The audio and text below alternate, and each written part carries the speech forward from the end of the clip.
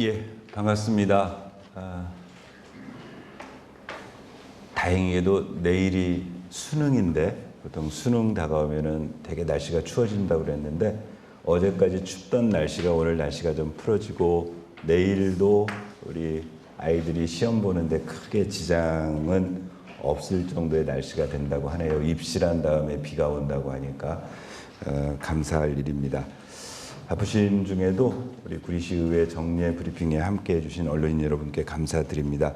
우리 홍보팀장께서 설명드린 대로 어제 주례보고를 실시했습니다. 주례보고 실시한 내용 간단하게 브리핑해 드리고 지난주에 말씀드렸던 것처럼 요즘 구리시가 경량에 빠져 있습니다.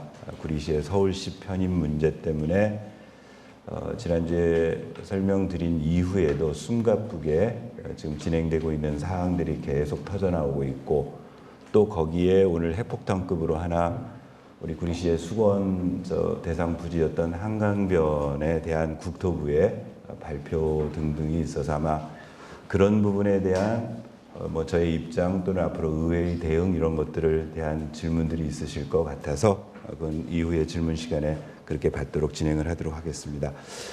먼저 어제 총 7건의 보고를 받았습니다. 7건의 보고를 보통 10시에 시작해야 되는데 어제 우리 구리시 청소년 문화의 집이 어제 준공돼서 준공식이 있어서 오후 1시부터 주례보고를 받았습니다.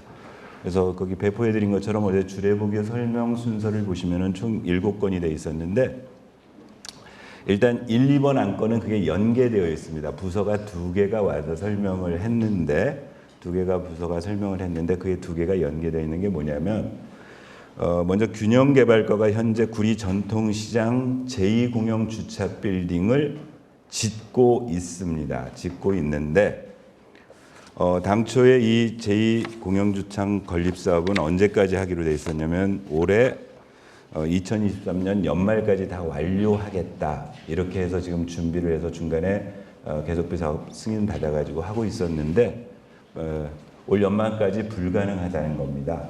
지금 이유가 생겨서 그래서 그거를 내년 2월쯤으로 넘어갈 수밖에 없는 상황이어서 관련 법에 의해서 의회의 계속비 변경 동의를 받는 거고 이 균형개발과에서 이 주차 빌딩을 지은 다음에 이거를 관리하는 업무를 도시공사에다 관리 대행을 맡기겠다고 일자리 경제과에서 동의안을 받아놨는데 이 또한 지금 이게 올 연말에 안 되고 내년으로 넘어가니까 그 동의안도 변경돼야 되는 그래서 거기 첫 번째, 두 번째 안건이 그렇게 연계되어 있는 겁니다. 그래서 순서를 거꾸로 설명을 드리겠습니다.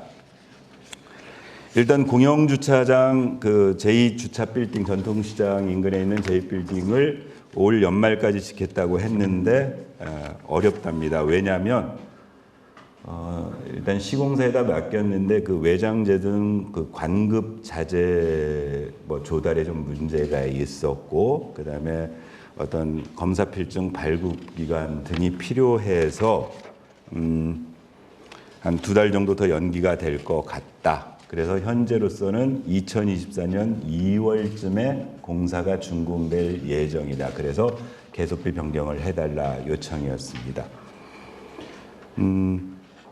이와 관련해서는 의원님들 입장에서 어떤 좀 지적을 해드렸냐면 저희가 쭉 그동안 진행되던 절차를 보니까 지난 5월 달에 이미 계속비 변경 승인을 한번 요청을 했었어요. 당시에는 뭘 요청을 했었냐면 사업비가 당초에 280억 정도 들어갔던 게 300억으로 한 20억 정도 증액된다. 그래서 계속비 변경을 하겠다라고 해서 5월 달에 계속비 변경 승인을 해줬는데 불과 6개월도 안 돼서 이게 공기 문제 때문에 다시 계속비 변경을 하겠다라고 가져오면 도대체 앞으로 행정을 어떻게 믿고 시민들이 이해할 수 있겠느냐.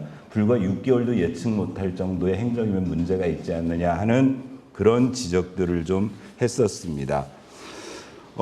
비단 이 제2공영주차 빌딩 문제뿐만이 아니고 시가 짓고 있는 각종 건물들이 늘 이런 식으로 지금 되고 있습니다. 예를 들면 노인복지관도 리모델링 사업도 계속 늦춰져 가지고 아직까지도 지금 준공을 못하고 있다. 아치울 경로당도 비슷하게 그런 절차를 밟아서 원래 시민들에게 약속된 것들을 계속 연기하는 이렇게 예측 불가능한 행정은 좀 곤란하지 않느냐. 좀 정밀하게 예측해서 시민들이 예측 가능할 수 있도록 해달라는 부탁이 있었고, 뭐 어쩝니까? 도저히 12월 달까지는 안 되고 내년 2월이나 돼야 한다니 일단은 의회 입장에서는 뭐 승인할 수밖에 없는 상황이었고, 그리고 거기에 하나 이 제2공영주차 빌딩 건립과 관련해서 지난 주초에 사고가 하나 생겼습니다. 그 공사 현장에서 일하시던 우리 노동자분이 떨어지셔가지고 사망사고가 발생을 해서 지금 중대재해처벌법 위반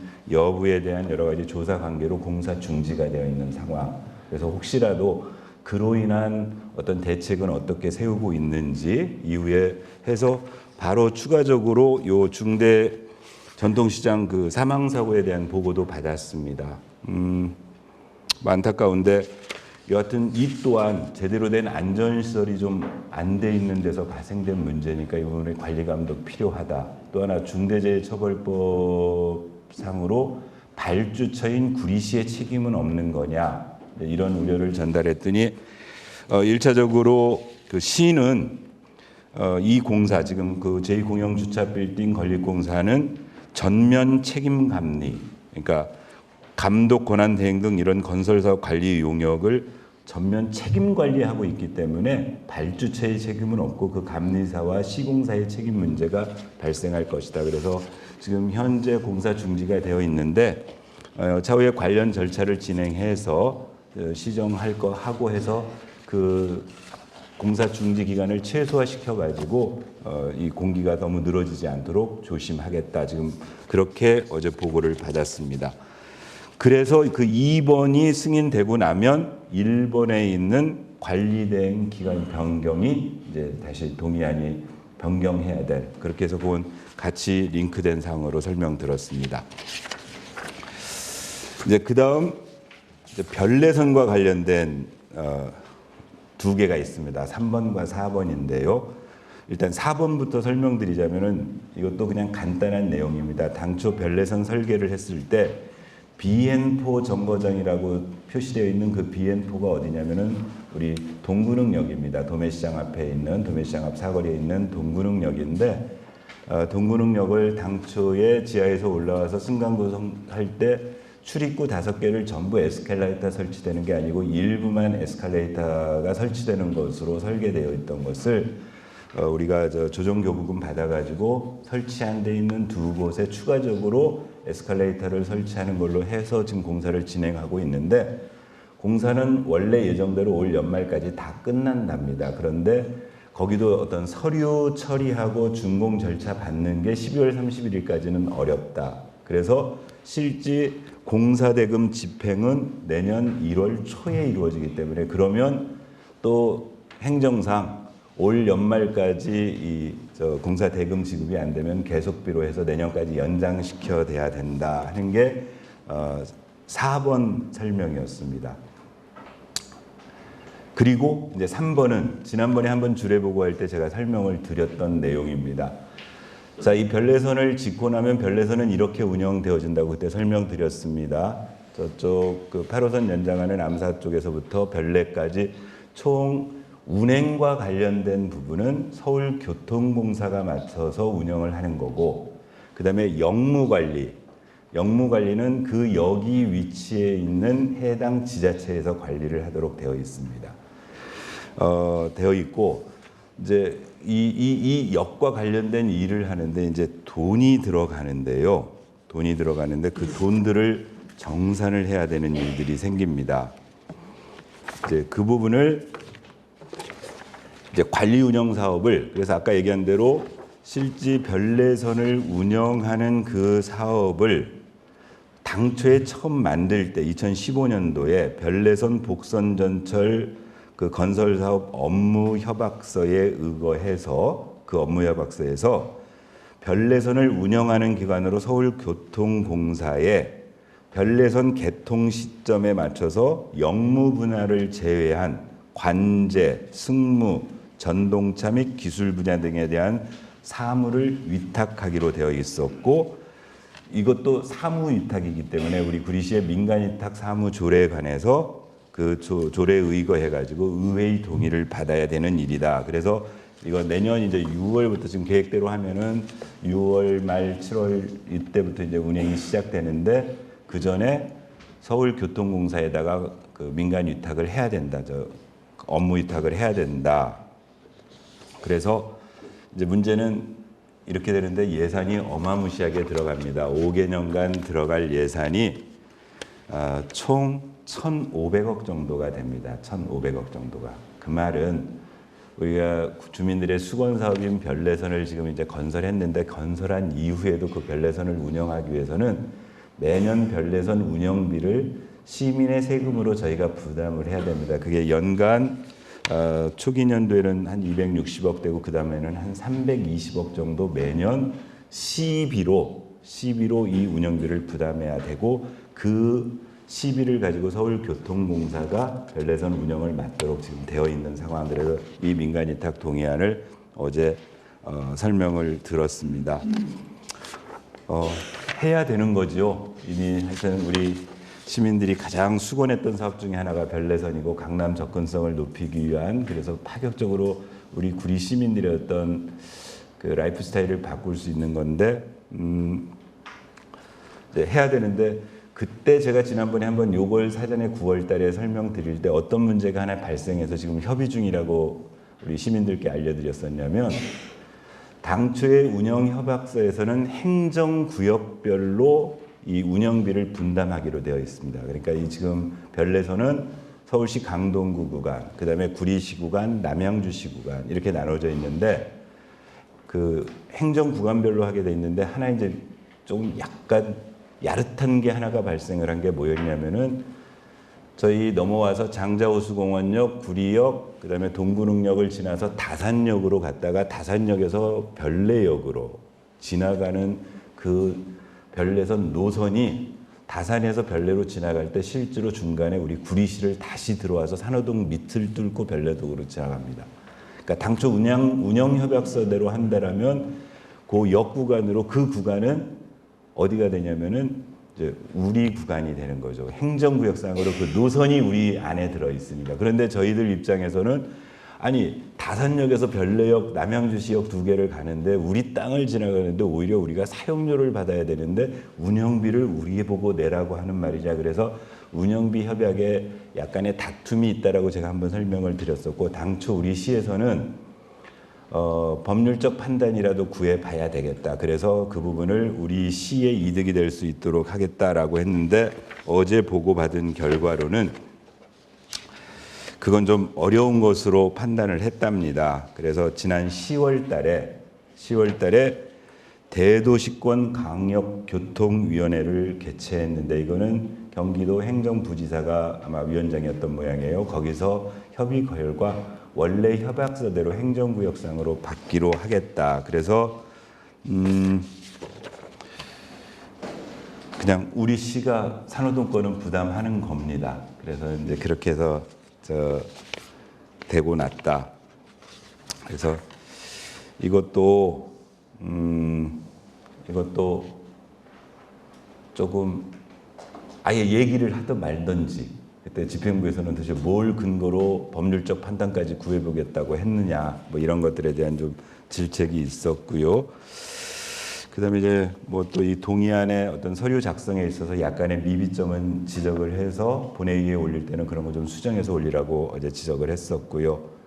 이제 또 하나 어제 뭐 이런 얘기가 있었습니다. 지금 우리 뭐 시민들께서도 아셔야 되는데 협약서상에 의하면 앞으로 별내에서는 첨두 시간이라고 해서 여기에 협약서의 용어가 있는데 어떤 지하철 운영을 할 때 가장 그 이용객이 많은 시간을 첨두 시간이라고 한답니다. 그래서 그 첨두 시간은 배차 간격이 4.5분, 4분 30초. 그 다음에 비첨두 기간 평상시에는 8분으로 지금 운영하는 것으로 별내에서는 지금 그 현재 설계되어 있다. 다만 이 첨두 시간은 어제 잘 모르고 있어가지고 확인해봤더니 120분이랍니다. 그러니까 2시간인데 2시간 동안에는 이제 출근 시간, 퇴근 시간 이렇게 아마 첨두 시간 지정을 할 텐데 그 120분간에는 그러니까 배차 간격이 4.5분, 그렇지 않을 때는 8분 이렇게 되는 거고, 첨두 시간을 언제부터 언제까지 이거는 이제 운영 상황을 시뮬레이션 해보고 결정할 거다, 그렇게 되어 있고요.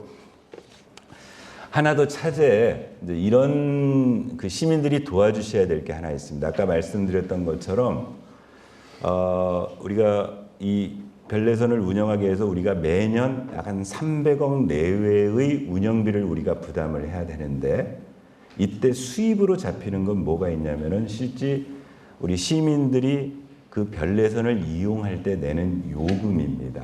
요금이 수입이고 나머지 운영비가 이제 시민의 세금으로 부담을 해야 되는데, 이제 그 운영비는 우리 노력으로 줄일 수 있는 게 아니거든요. 그러면 방법은 뭐가 있냐면은 세입을 늦추는 수밖에 없습니다. 그러니까 이용률을 극대화시켜서 그 별내선의 수입이 증대될 수 있도록 해야 된다. 그래서 어제 어떤 부탁을 드렸냐면은 시민들에게 그런 운동도 하시라. 만약에 개통되면 우리 강남 갈 때는 버스 자가용 가져가지 마시고 구리역에서 별내선을 이용하셔서 가시는 게 시간도 절약하고 환경도 보호하고 우리 시민의 세금 부담을 줄이는 일이기도 하다. 이런 캠페인도 좀 해야 되는 거 아니냐. 그런 것들에 대한 대책도 하나 세워라. 이제 이런 주문을 하다 보니까 이런 점이 하나 있습니다. 저희 구리역이요. 구리역이 지금 국철인 경의중앙선하고 별내선이 환승되는 역인데, 지금 기존의 경의중앙선 역사가 있어서 그쪽으로 들어가는 지금 방법이 하나가 있고, 그 경의중앙선하고 지금 에스컬레이터를 이렇게 밖으로 놓고 있습니다. 그래서 리맥스 타운 그 뒤쪽 옛날 공원 자리에 지금 건물을 짓고 있는 게 그게 환승대합실입니다. 그래서 경의중앙선에서 에스컬레이터를 타고 내려오셔가지고 환승대합실에서 지하로 내려가면 별내선을 구역을 이용할 수 있는데, 지금 이 광역교통망 체계에서 어떻게 되어 있냐면은 기존의 경의중앙선 역사를 이용해서 우리 시민이 타고 가면 그 수입은 국철로 가는 거고, 우리 환승대합실을 이용해서 거꾸로 타고 가면 우리 별내선 수입으로 잡힌답니다. 그러니까 우리 20만 구리 시민들은 앞으로 경의중앙선이나 별내선을 타실 때 기존의 국철 역사보다는 환승대합실역을 이용해 주셔야 우리 별내선 운영 수입이 늘어나서 시민의 세금이 좀 줄어든다. 심지어 그러니까 환승 같은 경우에 그러니까 남양주에서 경의중앙선을 타고 오셔가지고 구리역에서 내려서 환승대합실을 이용해서 별내선을 타고 가시는 분들이 내는 요금은 전부 국철 수입이 되는 거고, 우리 환승대합실을 이용해야, 그래서 이 방송을 보시는 나중에 우리 시민들이나 이 자리에 계신 기자님들도 꼭 나중에 별내선 개통되면 환승대합실을 이용해 주십사 하는 부탁을 드립니다. 이걸 대놓고 시가 선전할 수는 없습니다. 코레일하고 싸움이 일어나기 때문에. 근데 저는 이렇게 그냥 말씀을 드립니다.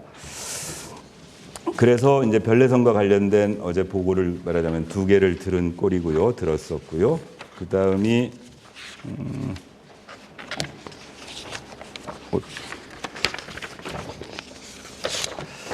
그 다음 하나가 복지정책과에서 구리시하고 희망을 나눈 사람들이라는 단체가 취약계층을 지원하는 업무 협약을 하겠다. 그래서 아이들에게 통장에다가 매달 5만 원씩 어려운 아이들에게 씨앗 통장 만들어서 그런 사업을 하는 그런 단체랍니다. 그래서 빨리 업무 협약해서 돕겠다는 단체니까 해라 격려하는 걸로 마감했고요.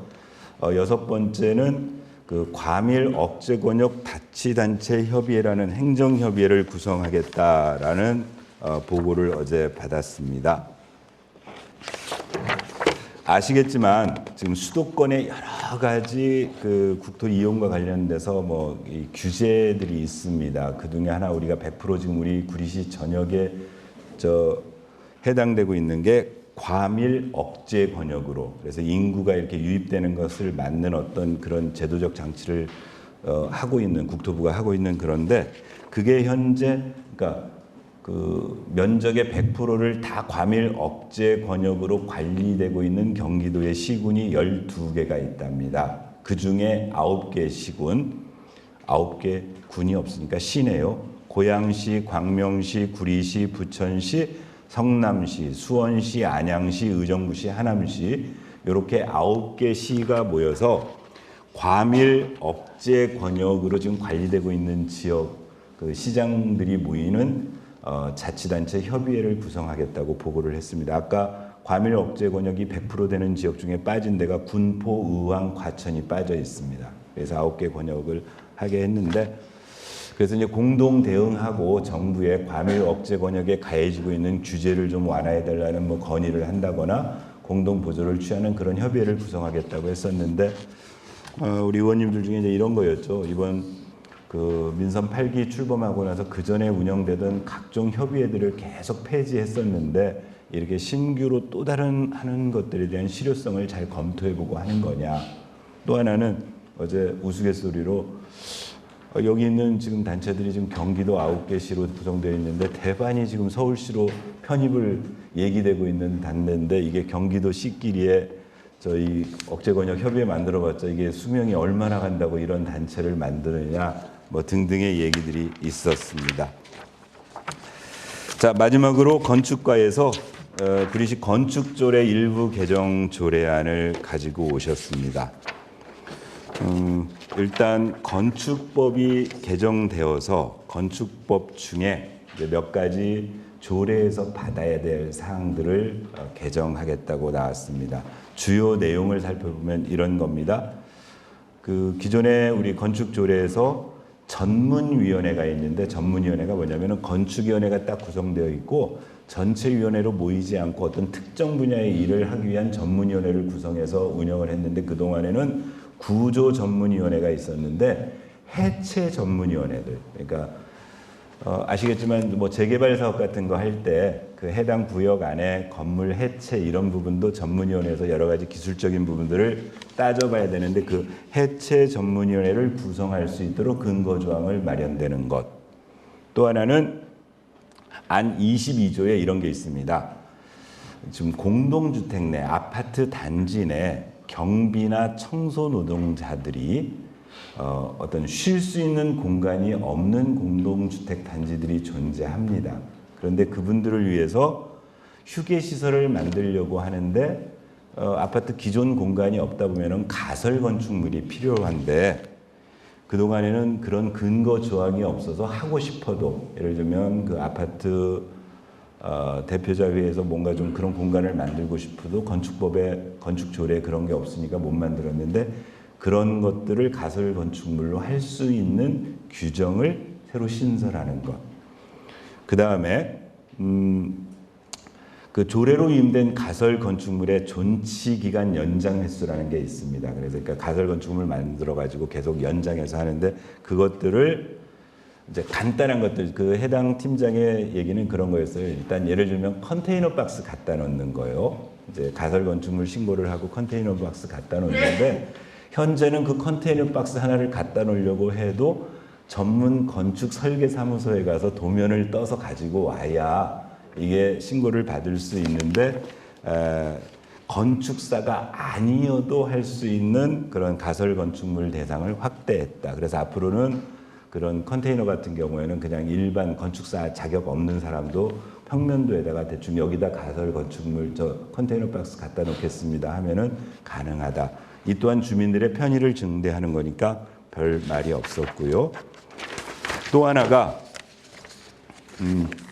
이제 일조권과 관련된 높이 제한이 있었습니다. 그동안 건축법 시행령에서는 일조권 옆집에 있는 일조권 보장을 위해서 높이가 9m를 초과하게 되면 이 일조권 때문에 띄우는 이격거리를 건축물의 2분의 1로 그러니까 9m를 만약에 10m를 띄우려면은 옆 건물하고 사이에 5m의 이격 간격을 띄웠어야 되는데 그 9m로 규정되어 있던 게 건축법 시행령에서 10m로 완화된 때입니다. 그래서 그걸 조례에 받아서 지금보다는 조금 그 건축물 짓는 분들이 일조권과 관련해서 그래서 이제 설명 듣다 보니까 이건 어떤 점에서 시민들에게 좀 건물의 혜택이 되냐면은 아까 말씀드렸던 건축법 시행령에 9m라고 하니까 이격거리 못 띄우니까 이제 8.9m, 9m까지밖에 못 짓는 겁니다. 그럼 3층짜리 건물을 지을 때 층간 한 3m 정도밖에 층고가 안 나오죠. 그러니까 1층을 높게 짓고 싶어도 층고를 높이고 싶어도 옆에 일조권 문제 때문에 층고를 못 올렸는데 건축법에서 10m로 1m를 완화해 줬으니까 이제는 10m까지 지을 겁니다. 일조권과 상관없이. 그러면 1층의 층고를 조금 더 높일 수 있는 1m만큼 더 높일 수 있는 그런 변화가 있을 것이다 설명을 했었습니다. 그리고 이제 마지막으로 하나가 뭐가 있냐면은 조례로 임된 위행 강제금이 있습니다. 불법 가설 건축, 불법 건축물을 불법으로 뭐 확장했다거나 뭔가 설치했을 때 원상복구 명령을 받고 원상복구를 안 하면은 이행강제금 부과를 하는데 이행강제금 부과한 다음에 반복적으로 되는 그런 건축물에 대해서 이행강제금을 지금까지는 100분의 100을 가중시킬 수 있는데 이걸 100분의 50으로 줄이겠다. 이제 이 부분에 대해서는 의원님들이 약간 좀 이의를 제기했습니다. 그건 좀 제도가 그런 거지 않습니까? 법을 지켜라. 근데 법을 안 지키면 원상복구하라 명령을 내렸는데 그걸 안 되니까 금전적으로 과징하는 게 이행강제금인데 그 이행강제금을 반복적으로 계속 그런 일을 하는 데 대해서는 오히려 줄여주는 게 아니고 법이 허락하는 범위 내에서는 최대한 강조해야 되는 게 좋은 거 아니냐. 이 부분에 대해서는 한번 논의를 해보시라. 그래서 어제 이건 본회의에 올리기 전에 한번 의논을 해봐서 수정을 할지 여부는 그렇게 따져보기로 했습니다. 여기까지가 어제 그 설명들은 그 7건에 대한 설명을 드렸습니다. 약속하신 대로 28분 안에 끝냈습니다. 28분 안에 끝냈고요. 여기 설명한 내용에 대해서 이제 간단히 혹시 궁금하신 게 있으면 제가 보충해서 답변해 드리고요. 이제 그리고 나서는 현안과 관련된 것, 이제 의회 운영과 관련된 거 한 두 가지 말씀드리고 그 다음 현안과 관련된 좀 질의 답변을 듣도록 하겠습니다. 뭐 혹시 궁금하신 게 있으면은 예, 질문하실 게 없다는 얘기는 제가 설명을 지나치게 잘했거나 있어요? 네. 가운데 누르시고 예. 말씀하시면 됩니다. 미디어 이슈로 방송하는데 네. 오늘 톱에서 발표한 편 2 그쪽이 지금 28,000호? 예, 그거는 제가 아까 말씀드렸는데 일단 요건이 끝나고 현안에 대해서는 별도로 같이 하시자고 말씀드렸습니다. 네, 그건 조금 이따 하겠습니다. 네, 요 제가 지금 설명드린 어제 주례 보고건에 대해서 보충적인 말씀을 듣고 하도록 하겠습니다. 예, 그러면 요건 그냥 제 설명으로 얼추 이해가 되신 것으로 보고 이제 의회와 관련해서는 제가 그 카페에서 의사일정 나눠드렸습니다. 저희가 다음 주 월요일부터 그 다음 주 금요일까지 총 20일간의 회기입니다. 20일간의 회기로 제330일의 2차 정례를 가지도록 되어 있습니다. 그래서 의사 일정을 이제 이건 어제 운영위원회를 열어서 이제 확정된 아니고 여기에 약간의 변동이 있을 수 있는 게 의원님들이 준비하시는 의원 발의 안건이 몇 건 있습니다. 어제 운영위원회에서 지금 한 5건 정도 입법 예고 또 일부 수정하고 마지막 손질 단계를 거치고 있는데 그 부분이 완료되면 2차 정례 후반부에 일부 운영위원회를 열어서 의사일정 수정해서 한 5건 정도의 의원 발의 안건이 들어갈 수 있다. 그 외에는 요 안건대로 지금 진행을 할 예정이어서 첫째 날, 둘째 날, 셋째 날 그래서 목요일까지는 금요일까지 첫째 주에는 본회의 쭉 하도록 5번에 걸쳐서 본회의 하도록 되어 있고요. 이때 일반 안건 처리 그 다음 그 주요 업무 계획 보고 받고 시정 질문까지 하고 끝나고요. 두 번째 주 월요일부터 세 번째 주 수요일까지 2024년도 본 예산에 대한 예산결산 특별위원회 활동을 쭉 하도록 되어 있고요. 그 다음 12월 7일 날 시정 질문에 대한 답변의 건을 청취하고 마지막 금요일 날 나머지 집행부에서 낸 안건에 대한 의결권들 설치하는 걸로 그렇게 해서 20일간의 회기로 진행을 하도록 되어 있습니다. 그리고 이제 지금 저희 의회에서 의원 발의하는 방식을 조금 그때 매뉴얼을 좀 해석 하여튼 심도 깊게 하기 위해서 요즘 예전에는 이렇게 보통 의회가 의원 발의를 했었습니다. 보통 의원님들이 전문위원실의 도움을 받아가지고 의원 입법을 하기 때문에 운영위원회에서 의사일정 상정해가지고 바로 의원 발의한 것 정의하고 설명 듣고 그냥 질의답변하고 끝냈는데 지금은 시스템이 그 제도가 바뀌어서 정책지원관이 저희 이제 그 의원 2명당 1명씩의 정책지원관을 둘 수 있고 지난 월요일 날 마지막 정책지원관 채용까지가 끝나서 구리시 의회에는 정책지원관 4명이 다 이제 임용이 됐습니다. 그래서 정책지원관의 도움을 받아서 의원님들이 이제 조례 위반을 하고 나면 그 전문위원실에 이제 그 다음에 집행부 의견 받고 뭐 등등의 절차를 진행한 다음에 전문위원실에 그 조례안이 넘어오면 전문위원실에서 검토 보고서를 쓰게 되고 그 검토 보고서가 운영위원회에 보고되어서 그 다음은 의원 상호간의 질의답변까지를 다 거치고 그리고 운영위원회에서 이제 본회의장으로 넘어오도록 그렇게 시스템을 바꾸다 보니까 어제 운영위원회도 의원님들 5건 안건에 대한 질의답변 때문에 한 2시간 정도 시간이 걸렸습니다. 그래서 이 말씀을 드리는 이유는 하여튼 뭔가 구리시 의회도 내부적으로 심도 있는 의원 입법을 위해서 이런 시스템적인 노력을 하고 있다. 이거 말씀드리고요. 또 하나 제가 국외연수권에 대해서 지난번 보고 드렸습니다. 가기로 했다. 그 다음에 그 부분은 미리 준비위원회 구성해서 대만하고 상해 2개 도시에 소위 도매시장 이전 문제와 관련해서 가기로 했다. 그리고 농산물 공사하고 집행부 공무원들이 같이 가서 같이 연구 협의하겠다. 거기까지 제가 설명을 드렸었고 이런 공무국의 여부를 심사하는 심사위원회를 구성해서 지난주 목요일 날 심사위원회를 거쳤고요. 내일 모레는 국외연수 가는 우리 시의회 국외연수자들 그 다음에 도시공사와 집행부에서 가는 모든 참여자가 함께 모여서 간담회를 하기로 했습니다. 그래서 우리가 가서 봐야 될 것들, 뭐 살펴봐야 될 것들을 사전에 그 국외연수 가시는 분들이 의회에 다 모여서 같이 그래서 17일 날 오후 2시에 우리 구리시 의회에서 전체 인원이 모여서 갔다 올 거고요. 그 다음에 갔다 와서 출장 결과 보고서도 성실하게 써서 온라인에 다 우리 홈페이지에 게시하고 나중에 지난번 말씀드린 대로 그렇게 갔다 온 성과물을 어떻게 의정 활동에 반영되는지는 시민 여러분께서 그리고 기자 여러분께서 잘 지켜보아 주시기를 바랍니다. 그래서 어제 운영위원회에 열어서 지금 아까 설명드린 그 의사일정 확정했었고 자 이제 여기까지 설명드리고요. 그 다음에 아까 이제 현황과 관련된 것들이 좀 몇 가지가 있을 것 같아서 아까 질문을 마저 듣도록 하겠습니다. 국토부가 8만 원 신규 택지를 땡겨 가셔도 됩니다. 마이크 그냥 앞으로 가져가시면 움직입니다. 네네네 무선입니다. 첨단이라서. 신규 택시 만들어 했는데요. 그 서평 2 지구가 지금 발표했는데 8,000원 정도 지금 네. 해당되고 네.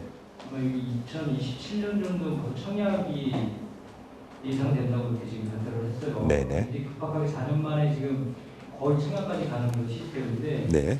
그쪽에 해당되는 토지주들의 반발이 굉장히 심할 거로 좀 예상이 되고 있거든요. 네. 이에 대한 대책 및 그 의회 차원에서 어떤 대안이 있는지 네. 말씀해 주세요. 계속 뒤통수를 맞고 있는 느낌입니다. 그러니까 이제 오늘 기자님하고 똑같이 저도 오늘 오전에 국토부에서 보도자료 뿌려서 각 언론에서 발표된 건으로 이 확정된 안은 저도 처음 들었습니다.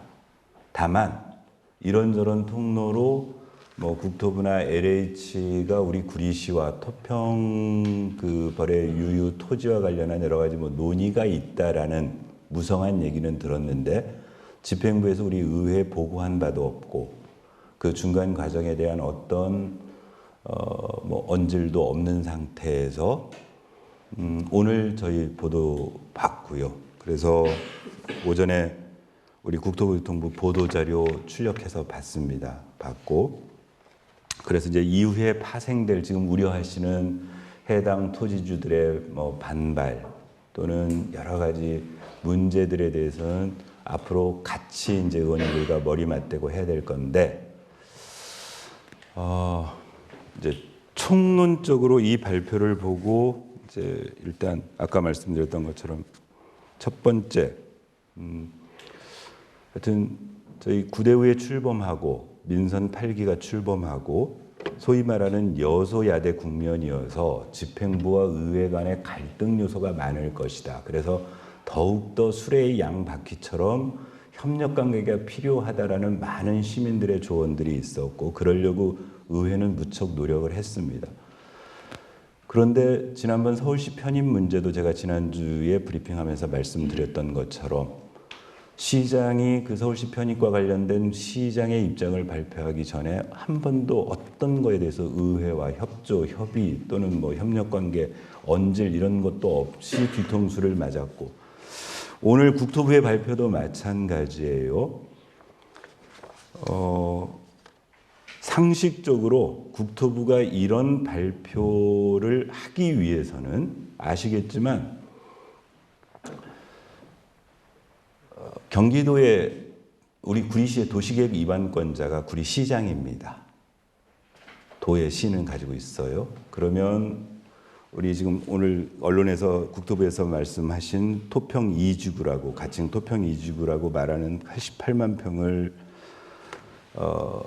택지로 개발을 해서 18,500호의 아파트를 공급을 하겠다는 계획을 앞으로 하기 위해서는 구리 도시계획에 반영을 해야 되고요. 뭐 이런 일련의 위반 절차를 거쳐야 되는데 해당되는 자치단체장과 협의 없이 만약에 국토부가 일방적으로 발표했다면 이건 군사정권보다 더 못한 정권이고 설마 그렇게는 안 했으리라고 봅니다. 그렇다면 적어도 이 발표가 나기까지 구리시장과 즉 도시계획 위반권자와는 나름대로 협의가 있었을 터인데 그 협의 과정에 관해서 의회의 아무런 보고조차 없이 이렇게 보도를 통해 보고한 건이라면 결국 앞으로 의회와는 별로 협조할 생각이 없구나라고 밖에 받아들일 수 없다. 그 다음에 이제 우려되는 사항이 하나가 있습니다. 우려되는 일이 이미 구리시가 가지고 있는 전국에서 면적이 가장 작은 구리시에서 그나마 소위 활용 가능한 토지라는 것이 그린벨트로 묶여있는 토평동 부지하고 산호동 부지 두 군데밖에 없습니다. 이미 20여 년 전서부터 이 토평동 부지는 소위 택지 개발을 했을 때 어떤 상품 가치는 그때 20년 전에도 최고로 좋았던 거였고 그렇다면 그때 당시에 이런 주택 사업을 하고 있는 공기업인 LH 당시에는 뭐 토지공사, 주택공사 다 탐을 냈던 땅이었고 그럼에도 불구하고 그동안 이 땅을 계속 구리시는 일관되게 전임 시장들이 어떻게 컨셉을 잡았냐면 단순하게 아파트를 지어서 소위 배드타운화 시켜버리면 소위 구리시의 발전 전략에 별로 도움이 되지 않지 않느냐. 그렇다면 우리가 보다 주도적인 방법으로 실제 구리시의 미래를 위해서 이 토지를 활용할 방법들을 찾자고 지난 20년 가까운 시간을 계속 지금 모색해 왔습니다. 그 사업들이 예를 들면 전임 박영순 시장이 추진하던 GWDC 사업이든 전임 안승남 시장이 추진하는 한강변 스마트시티 개발 사업이든 등등. 즉 그래서 단순한 아파트, 배드타운이 아니라 자족적 기능을 갖춘 도시의 미래 발전 전략에 도움될 방향으로 하겠다라고 시민들을 설득해내고 지금까지 해왔는데 지금 이제 백경현 시장 들어와서 거기다가 덜컥 18,500호의 아파트를 짓겠다. 오늘 국토부에서 발표된 소위 지구별 그 5개 지역을 이번에 2차, 3차분 토지 주택 공급 대책으로 발표를 했는데 어떻게 나왔냐면요. 이렇게 나왔어요. 이거 국토부의 보도자료입니다. 구리는요. 한강변 입지로 한강 조망이 특화된 고품격 주거, 신산업, 레저가 어우러진 도시. 자, 그 밑에 이제 오산하고 용인이 있습니다. 청주하고 제주는 수도권이 아니니까 제가 제외하겠습니다. 청주는 오산은 뭐라고 나와 있냐면요. R&D 등 반도체 산업 지원 기능 및 세교 1, 2지구를 통합한 직주 근접 자족도시. 무슨 얘기냐면 오산에는 이미 R&D 산업단은 그런 어떤 산업단지가 들어와 있고 그 산업단지에 배후 주택지가 필요해서 그걸 충족하기 위해서 직주 근접, 직장과 주거지가 근접한 자족 도시를 만들겠다는 컨셉으로 개발을 하겠다. 용인은 반도체 국가산업 배후 주거단지, 이미 용인에 반도체 산업이 들어와 있고 그 반도체 산업에서 종사하고 있는 용인에 거주하시는 분들이 실제 살아가야 될 상업 레저 교육 기능을 갖춘 강화한 직주락, 직장하고 주택이 하면서 락 즐기기까지 할 수 있는 그런 첨단 도시를 만들겠다. 다르게 느껴지지 않으십니까? 오산과 용인은 실제로 자족 도시로서의 기능을 갖춘 직장과 주거지가 결합된 지역인데 우리 그 구리에는요 한강변에 전망 좋으니까 비싼 아파트 지어서 외부에서 사람 들어와서 살겠다는 것밖에 안 되는 거거든요. 거기에 이제 끼워넣은 게 여기에 신산업하고 레저가 어우러진 도시. 이제 모르겠습니다. 아마 국토부나 시에서 앞으로 이제 의회에 오셔가지고 이 주거 신산업 레저가 어떻게 어우러졌는지에 대한 청사진을 보여주실 텐데 근원적인 컨셉은 한강변 부를 가지고 있는 소위 미사도시보다 훨씬 더 한강이 가깝거든요. 미사 신도시보다. 그리고 옛날 LH가 원래 미사지구보다 먼저 꿈꿨던 데가 우리 토평지구 개발 사업이었던 거고. 그러면 도대체 지난 20년간 시민들이 꿈꿨던 우리 구리시의 미래 먹거리를 책임지는 뭐 등등의 여러 가지를 적어도 이렇게 정책 변경을 할 때 의회가 됐던 시민사회가 됐던 시민들이 됐건 설명하고 뭔가 이 필요성에 대한 아무런 절차 없이 그냥 오늘 발표를 통해서 시민의 대의기관에서도 이 보도자료 출력해가지고 볼 수 있을 정도입니다. 그래서 아마도 이제 아마 여러 가지 반발이 있을 겁니다. 그동안 그 해당 부지에 지난 20년간 추진됐던 여러 사업에서 파생된 이해관계자들의 반발도 있을 터이고요.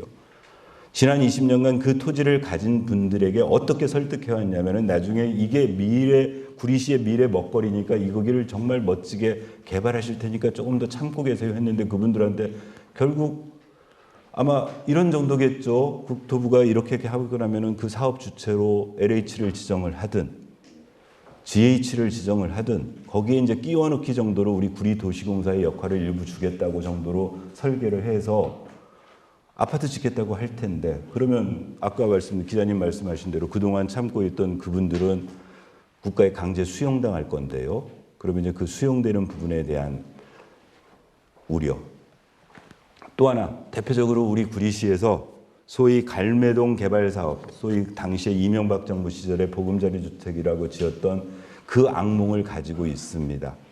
국가적 필요에서 아파트 공급이라는 측면 때문에 전혀 도시 기반 시설이든가 주민 편익 시설 하나도 짓지 않고 그냥 지어놓고 입주한 지 7년 이상 되니까 인재행정복지센터 짓고 멀티스포츠센터 짓고 이렇게 하는 이 반복으로 그야말로 주택 공급이라는 측면으로 그냥 국가가 국토부가 LH가 저기다가 아파트부터 지어놓고 나중에 그고스란히 그걸 우리 구리시가 감당하게 될 이런 사태가 될 수도 있다라는 우려 등등을 우리 시민의 대기관인 의회에서 더 촘촘하게 살펴봐야 될 것 같다. 오늘 이 보도 듣고 아까 오늘 마침 또 갈매동에 제가 오늘 오전에 건강보험공단에서 일일 명예지사장 하라고 그래서 갈매동 갔다 오면서 갈매동의 악몽이 다시 살아나서 의회에서는 하여튼 이 일이 결정되기까지의 과정에 대해서도 집행부를 상대로 해서 촘촘히 살펴봐야 되겠다. 필요하다면 행정사무조사가 하는 한이 있어라도 살펴보고 그다음에 시민들의 대의를 어떻게 모아내야 될지에 대해서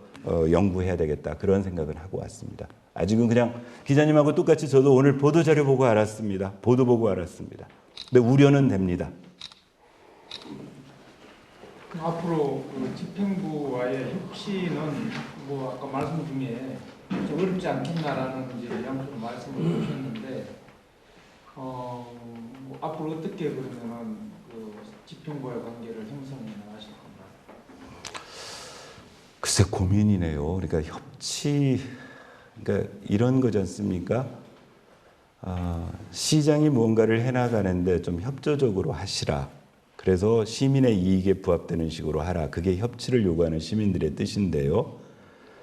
그러려면 예를 들면 지금 2개 건이 뭐 시험된데 예를 들면 구리시의 서울시 편입 문제도 그렇고 지금 국토부의 개발 문제도 그렇고 적어도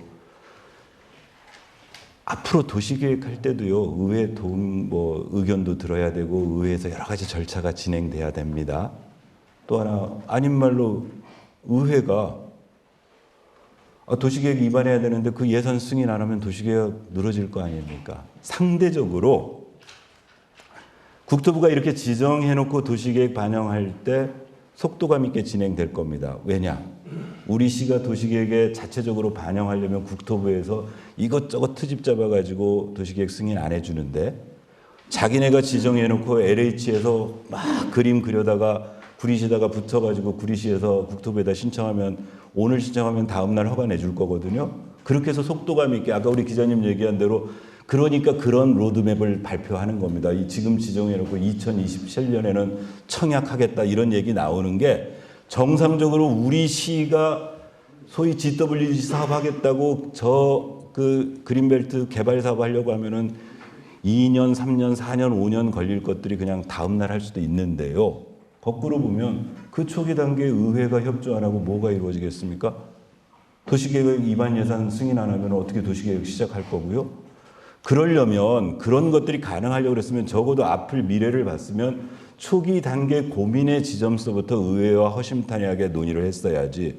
이렇게 해놓고 이제 그 다음에 요 절차대로 진행해야 되니까 해주셔야 됩니다. 안 하면 발목 잡기입니다. 이렇게 될 거 아닙니까?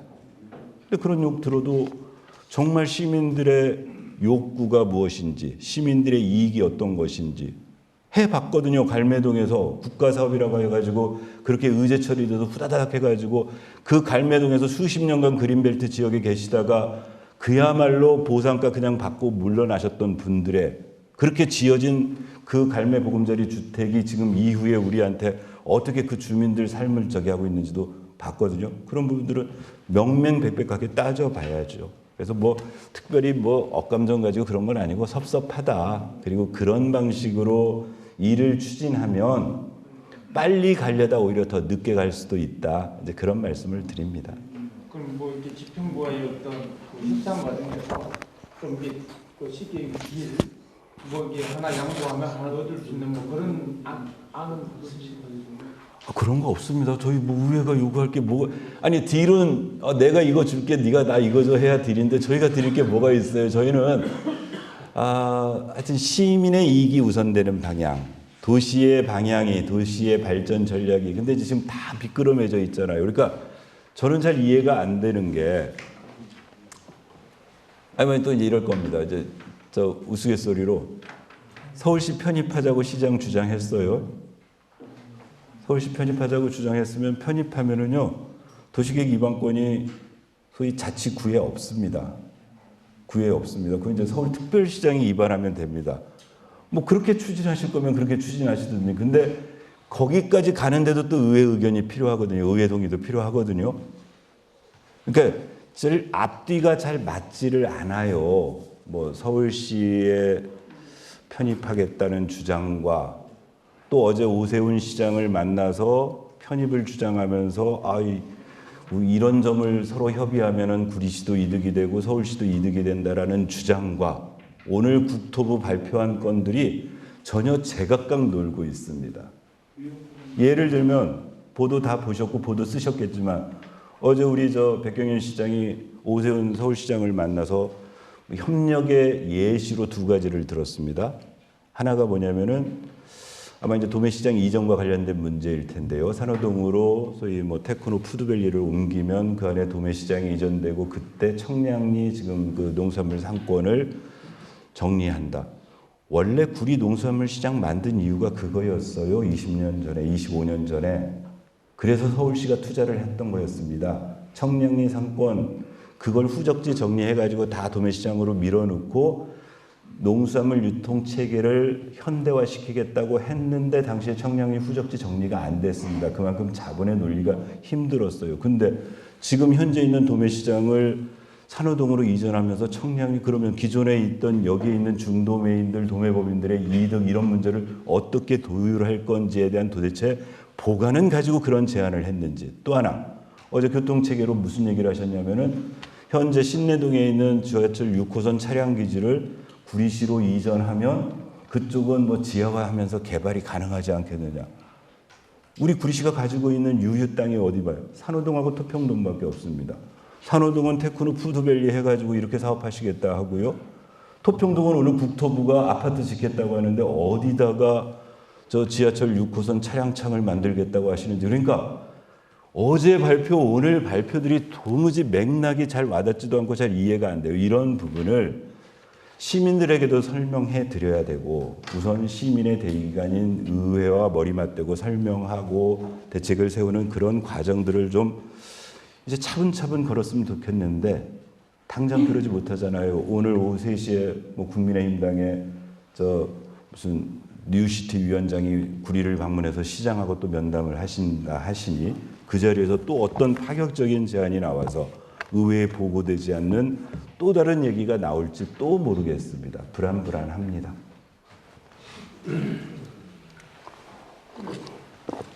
예. 부탁드리는 중 하나입니다. 관내식 개발 사업에 대해서 역시 공공기 특별법을 하니까 예. 또 특별법을 하면 여러 가지 예시를 하고 국토부에서는 그냥 밀어붙일 것 같고요. 또 토평동은 알다시피 맨 먼저 갈매지구 전에 공작국에 제안받았던 곳이잖아요. 네네.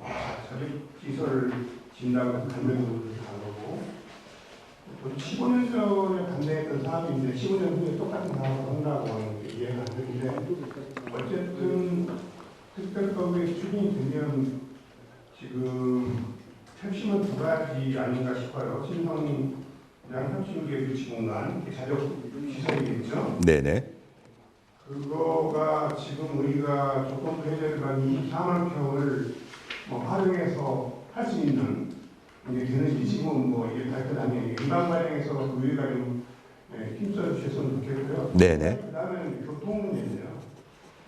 오늘 발표를 보면 교통대책이라고 하는 게 장자호수공원역하고 7호선하고 연결한다는 게 별 특별한 게 안 보여요. 네네. 그걸 가지고 지금 3기 신도시가 마음속 2기가 되면 여기가 또 뭐 지금 상상할 수 없을 만한 교통 대란이 일어날 건데 8호선, 7호선 연결해서 거기 2만 원까지 해서 일반기차까지 하면 2만 원가 넘죠. 네.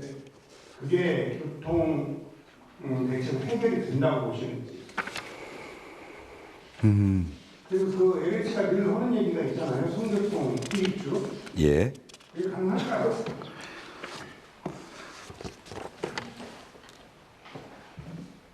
일단 역사를 공부하는 이유가 경험에서 배우려고 하는데요.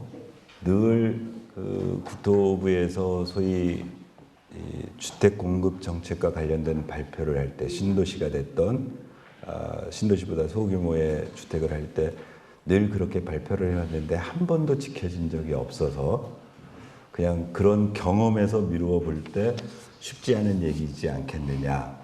그래서 이제 아마 먼저 선입주 후에 교통대책은 늘 세워왔습니다. 이제 그럴 것 같고요. 그 다음에 일단은 저기를 하겠습니다. 거꾸로 이제 교통대책 먼저 얘기를 하셨으니까 사실은 뭐 보도 자료에만 보면 되게 간단하게 나와 있어요. 교통대책이라는 게 지구별 주요 교통대책 해가지고 구리는요 철도역 연결 대중교통망을 구축하겠다. 아까 심지어 이 보도 자료로만 보면 이제 뭐 질의답변 과정에 좀 더 추가해서 그 국토부 담당자가 얘기를 했는지는 모르겠지만 이 발표 보도 자료에만 보면 아주 심플합니다. 철도역 가로 열고 상봉, 망우, 장자호수공원 연결 대중교통망을 구축하겠다. 그 얘기는 기존에 있는 경의중앙선, 그 다음에 저쪽 상봉이나 망우 쪽에 있는 그쪽하고의 그 다음에 저 별내선이 있는 장자호수공원역하고 연결하는 대중교통망을 확충하겠다. 그러니까 새로 뭐 철도를 놓겠다는 얘기는 없고 기존 주어진 철도에다가 잘 탈 수 있도록 아마 뭐 이제 대중교통망 연결하겠다는 게 하나 있고요. 심지어 또 하나 그 뒤에 광역도로 가로 열고 강변북로 세정포천 고속도로 연계 강화.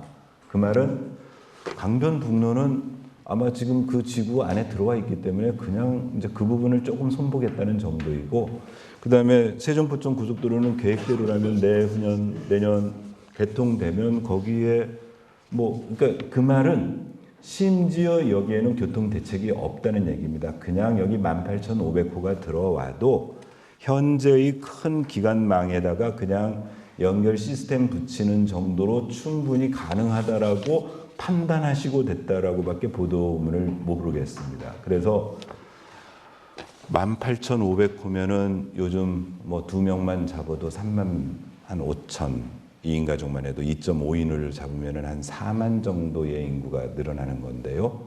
이걸로 교통망을 어떻게 할지, 그래서 다른 그동안 역사에서 배운 경험처럼 일단 집어넣고 문제 생기면 교통 대책을 세우려고 하는 건지 등에 대한 요구가 있습니다. 다만 국토부에서 여기에 그림을 그릴 때 LH나 국토부에서 그릴 때는 좀 편했을 겁니다. 왜냐하면 가장 서울 근접성이어서 거꾸로 여기가 되고 나면 오늘 그렇잖아도 아까 잠깐 내려오기 전에 검색을 몇 개 해봤더니 당장 왕숙신도시라든가 우리 구리의 배후 쪽에 있는 남양주 인근에 있는 커뮤니티에는 한숨 푹푹 쉬고 있습니다. 지금도 서울 들어가려면 구리를 뚫고 지나가는 게 죽겠는데 지옥인데 여기에 18,500호가, 그러니까 남양주 쪽이나 별내든 저 다산이든 이후에 들어올 왕숙신도시건 전부 다 구리를 통과해야 강북을 들어가는데 여기에 또 미니 신도시 하나가 들어와서 2만 호 정도가 다시 추가되면 이분들이 먼저 들어가야 그분들이 오실 수 있는 거잖아요.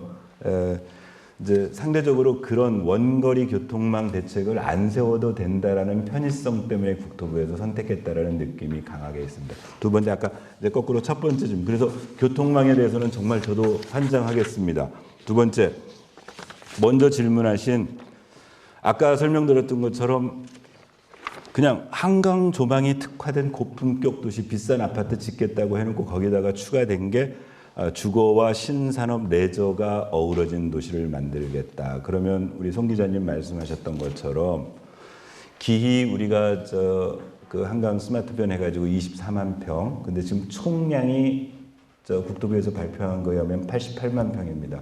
그 중에 우리가 추진하던 24만 평 정도를 당초 구리가 그려왔던 그 어떤 자적도시를 꿈꾸는 그 용지로, 제가 모르겠습니다. 이게 도면을 그릴 줄 몰라서 88만 평 중에 24만 평을 그런 부지로 할당하고 나머지 64만 평 정도에다가 18,500호를 그려 넣을 수 있는 건지는 모르겠지만 상식적으로 그동안 국토부가 어떤 대책의 일환으로 하는 거냐면은 주거 대책의 일환으로 지금 3차례에 걸쳐 발표하는 것 중에 하나거든요. 8만 호의 주거를 공급하겠다는 윤석열 정부의 대책 때문에 나온 거라고 한다면 제가 판단할 때 상식적으로 원래 우리한테 주기로 했던 24만 평을 구리시의 요구대로 다 개발해놓고 나머지 64만 평에다가 18,000호 넣는 건 불가능해 보입니다. 그러면 어떤 현상이 생길 거냐? 그냥 나머지 도시들 개발할 때 GH나 LH가 개발하던 설례를 볼 때 적당하게 지식산업센터보다 조금 업그레이드된 당대에서 뭐 레저 신산업이라는 이름으로 집어넣을 수 있는 정도가 아니겠느냐. 그건 정말 이제 시민들의 입장에서 막아내야 되죠. 그렇게 도시를 만드는 건 도시의 미래가, 구리시의 미래가 없는 거죠. 그래서 우리가 이슈 파이팅을 할 때 도시 그 승인과 관련해서 예산이나 이 두 가지가 핵심 포인트로 시민들이 대신해서 의회에서 이슈 파이팅 해줘야 되는 사안이라고 저는 생각해요. 네. 제 요청입니다. 네, 그렇게 하겠습니다. 상변이라도 자료시설 줄여야 되고 아파트 줄여야 되고 네. 교통대책, 선교통, 후입주 이 명분으로 싸운다면 발목 잡기라는 소리는 안 할까요? 네. 의원님들께 꼭 전하겠습니다. 구리 입장에서는 아까 말씀드린 교통대책, 이건 제가 남양주뿐만이 아니고 구리 지역에 있는 기존에 있는 지역의 주민들의 일이기도 합니다. 그러니까 서울로 근접하는 입구에 18,500호가 새로 쓰면 그 뒤에 있는 지금의 토평지구, 교문 2지구, 또 인창지구, 여기도 지금 교통체증이 더 심해지는 거거든요. 이런 종합적인 대책이 마련돼야 된다. 그게 어떤 주민들 요구겠다. 또 하나는 어렵게 그동안 우리 구리가 미래를 위해서 확보했던 구리의 미래를 위한 그 24만 평에, 그래서 전체 88만 평 중에 원래 구리가 꿈꾸었던 그런 정도의 자적적 기능을 만족할 만큼 그게 스케일도 그렇고 규모도 그렇고 운영 방식도 그렇고 개발 방식도 그렇고 적어도 구리 시민들의 요구가 관철될 수 있도록 우리 의회에서는 의원님들이 다 명심하고 하도록 제가 오늘